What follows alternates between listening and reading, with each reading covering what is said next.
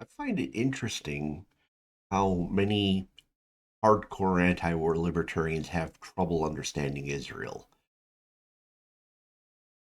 A lot of people like Scott Horton, Dave Smith, who I really like and pretty much agree with, but it's just funny to listen to their takes on things where they have this kind of break with reality where they want things to occur the way they imagine they should rather than the way the real world actually functions. There's a couple ideas that I hear coming from that camp. The idea of like Trump being this super pro Israel president, but then he makes Israel back down for the ceasefire. How can both of these be true? Trump, if he's so pro Israel, will he attack Iran? What's the fate of the Palestinians? Are they going to get their two-state solution? Why didn't Biden try harder to get a ceasefire? The problem is libertarians are operating on some false premises, and it makes it hard for them to understand what's going on. The first one being is that U.S. policy has always been uniformly pro-Israel. It has not. It gives the appearance of that in the media because media likes continuity. You don't want to see dramatic shifts, especially when they're coming from the establishment level themselves. They don't really understand the nature of the two-state solution. Kind of a kumbaya, lock arms and dance around the fire view of the world when it actually isn't what they think it is, or at least its source isn't what they think it is. They also ignore the cultural divide between the Israelis and the Palestinians, and they believe that somehow this incredible gulf, this chasm, if you will, can be somehow put together by some kind of equality, equity solution that will make everybody happy and peaceful. And the final thing they often get wrong is the idea is that the world order that brought us to this point has uh, basically looked at Israel in different ways, and that current world order appears to be changing, and libertarians seem to assume that it's not. Now, just to give a quick background on the history of it, Israel was absolutely hated by FDR's legacy bureaucrats. Essentially, FDR was adamant that we would not help the British Empire get back into any of their colonies, French as well. That's a different story. And we would not support anything that was going on in there. In many ways, we actively thwarted them. So, FDR having four different terms to set up his bureaucrats, this had a long-standing effect where essentially our foreign policy establishment did not like Israel from the get-go. Truman briefly embraced them only to get the Jewish vote. And basically, he had a huge backlash from the foreign policy establishment for doing this. Eisenhower ended up hating Israel because they messed up his plans for a Middle East NATO. His goal was to bind all the Arabs together to form the Grand Bloc against the Soviet Union, whereas most of the countries in the Middle East saw Israel as being a nearer threat, basically, from their perspective, a colonial threat from the Europe that they wanted out of their way. So Israel was always the bastard stepchild of the global order. It was hated for its nationalism because the global order absolutely despises countries that show too much nationalist zeal when they should be subsuming themselves into the global order.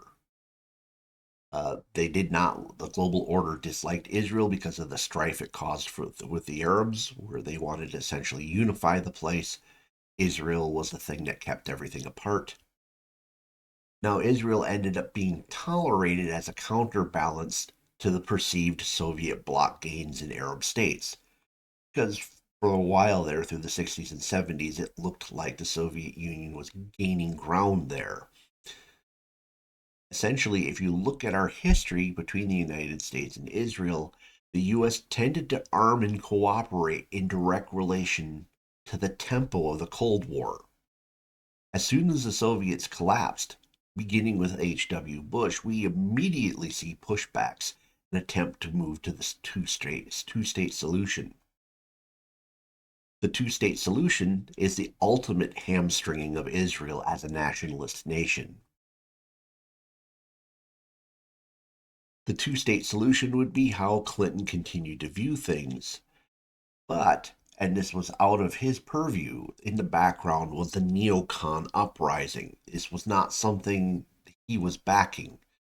Uh, the neocons wanted a world where the big powers of the Middle East and Israel were partners, similar to the way things were when the Shah of Iran was in charge. The goal then was to transform Iraq into a democracy and use it as a base to plant pro neoliberal states into the region. Israel was useful for this plan, thus, cooperation became supreme for a while, especially during the W. Bush administration. Obama pretty much put an end to the neocon experiment and pretty much moved back to the global order view that Israel was the problem and pushed the two-state solution in the strongest manner. That's changing. The Obama view of the global order was the last great attempt at keeping it together. Biden attempted to be a bridge between the old global order and the emerging one, but that's another story. So, what is this two state solution? What does it really mean? The two state solution is the final solution, pardon the expression, from the globalist to Israeli nationalism. If a two state solution can somehow be created, and it's somehow stable and peaceful, it turns the nation of Israel into a globalist construct. The crowds that believe two states as a solution invokes various UN relief groups as their allies and talks about international courts at The Hague. This is not coincidental. And of course, the really key thing to it is if a two-state solution would come up, it would not be stable and peaceful, which would have the same effect the globalists want of essentially hamstringing Israeli nationalism. The global order tolerated nationalist Israel during the Cold War because it was the only thing reliable to them in the Middle East. Once the Cold War ended, globalists sought to undermine the nationalist elements of Israel. However, this current world order is under flux. It's going from what it was to something new. Israel has a new role in this emerging world order. The traditional two state solution will most likely not be part of that. Peace, as the kumbaya crowd wants it, will not happen. The closest cultural situation that's in near history that we can wrap our brains around is the idea essentially is that Israel and the Palestinians are very similar to the cultural gulf between the American Indian tribes and the 1800s United States government. Uh, the cultural chasm between these two groups meant only two outcomes were really possible: complete cultural surrender or extermination. So Israel will most likely end the same way, either with the Palestinians bowing, breaking, or dying. Your alternative is to believe in the better nature of Israel, and to quote Heinlein, never appeal to a man's better nature, he may not have one. Now, I spoke of the change in the world order. In my opinion, we're in the process of shifting from a world order to groups of regional orders. Trump's electoral victories are a great deal to do with the establishment realizing that the global order has peaked and the world would drag the US to insignificance if we don't retrench. Note that towards the end of the election season, a lot of big money started moving over to Trump. To me, this is the realization, acknowledgement that we need to redo the world order in a different way. Now, what resistance we see comes from what I call the dinosaur globalists and their followers who can't see the incoming comet. So, how does Israel fit into this changing order?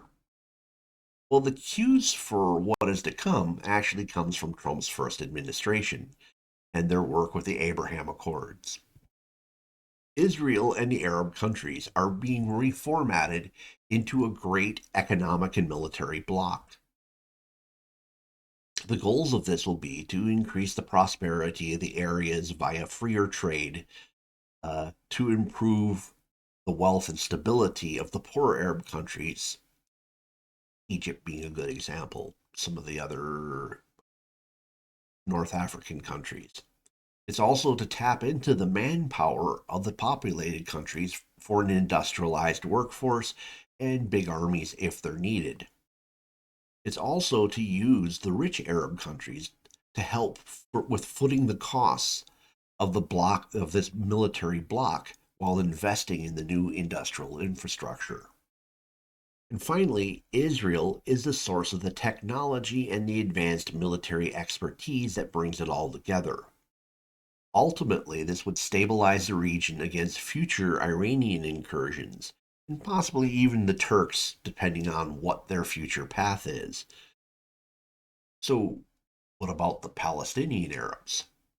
Well, this whole thing doesn't work well if Israel has to devote vast resources protecting itself from a newly hostile Arab state or an agitated internal people. So then, how is the Palestinian question resolved? I expect that the original Trump plan that came out of the Abraham Accords, or maybe a modified version of it, may be offered to them. Um, this created a state and a half solution, my terminology, not theirs. Essentially, the boundaries would be drawn between the Arab areas and the Israeli areas. Uh, they would be made firm. Uh, Areas essentially, there would be actual barriers between the Palestinian Arab areas. There would be massive underground tunnels built, highway type tunnels linking the various separated Arab areas. The Arabs would get an expanded chunk of land in the Negev desert, and this massive amount of international investiture would occur to essentially green the desert, uh, create a world class Palestinian port in Gaza, all these various things. Their land area would expand beyond what it is now, but at the same time never recover from its height in 1967. And the Palestinians rejected this proposal when it first came out, basically saying we want at least as much land as we had in '67, if not more. So they may get this offered to them again, maybe a modified version of it. If they were smart, they would take it. If they don't take it, another option I see coming up would be essentially the Arab areas being turned into some form of UN protectorate. It would be loaded with NGOs who would be in charge of the rebuilding process. But they would also be there to grind the Palestinian people into a never ending form of poverty, similar to what's going on in Haiti with all the NGOs there. The UN protectorate would literally be one of the worst things that could possibly happen to them.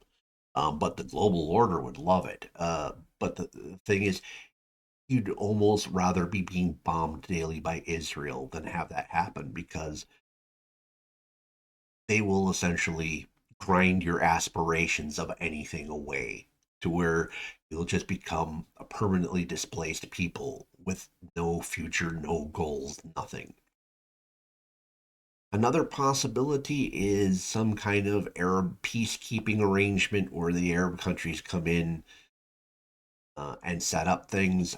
I think this would be beneficial to the Palestinians, and it could work out in the long run for everyone, but there's always that slight danger of when you bring in the Arab peacekeeping troops that it causes a contagion, whereas you're trying to pacify the Arab populations within these Abraham Accords, seeing how the Palestinians live uh, may create some kind of populist undercurrent that no one will want to see. But this would be beneficial to an extent. And of course, the other possibility is eradication. I see a distinct possibility where Israel essentially continues the process of leveling Gaza, possibly other locations, just doing it in a more uh, long range, methodical method rather than just going out and bombing the crap out of everything. And the world will ignore it while it happens. Well, except for my libertarian peacenik friends, and they won't understand why it's happening. So the idea of a greater Israel, this idea that Israel is going to encompass large chunks of the Middle East, is really a leftist fever dream. And neocons are leftists too. Um, Israel can barely hold on to what it has. They probably will gobble up a little bit of Syrian territory, possibly a small strip in Lebanon, but I do not expect to see this greater Israel thing that people talk about. So maybe a slightly greater Israel. Uh, will there be an attack in Iran? I do not see a full scale invasion. This whole Abraham Accord thing is set up to be a containment for Iran. Iran is too big to functionally conquer. I think everyone's figured that out. If we couldn't take down a place as easy to take down as Iraq and hold it, there's no way we could do that to Iran. I do see the possibility of some raids, depending on how bellicose Iran gets, but I do not see any kind of full scale invasion. So that's what I see for the future of Israel and Palestine, and that's where I see us coming out of this ceasefire. Uh, there are some different paths this will take, but none of them are the two-state solution, or not a two-state solution that the people who are currently backing it would recognize. So, in the comments below, how much of this have you been hearing? Where do you stand on how things are going to go? Do you think a two-state solution is actually possible? If you do, explain to me how that works. Uh, and if you're sitting there scratching your head going, well, I can't wrap my head around this whole global order thing, you got to kind of look at it from the standpoint of how how does this all work?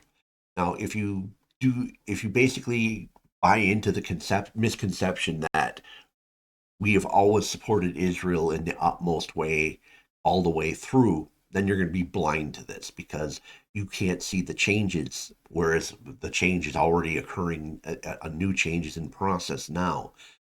So if that's your standpoint, I would say try to revisit and think it through. Look at the history a little bit and see that I'm right. This not has not been a long road of nonstop Israel support. It's been grudging.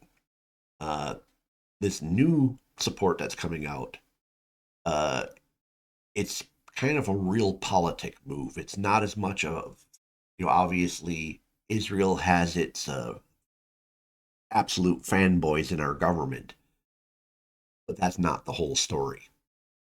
All right, so please smash the like button. If the YouTube algorithms brought you here and you're not a regular subscriber, check out my other titles, consider subscribing. And if you know someone who might find this interesting, please share it with them. Thank you for spending time with me this evening. Hope to see you again in a future video.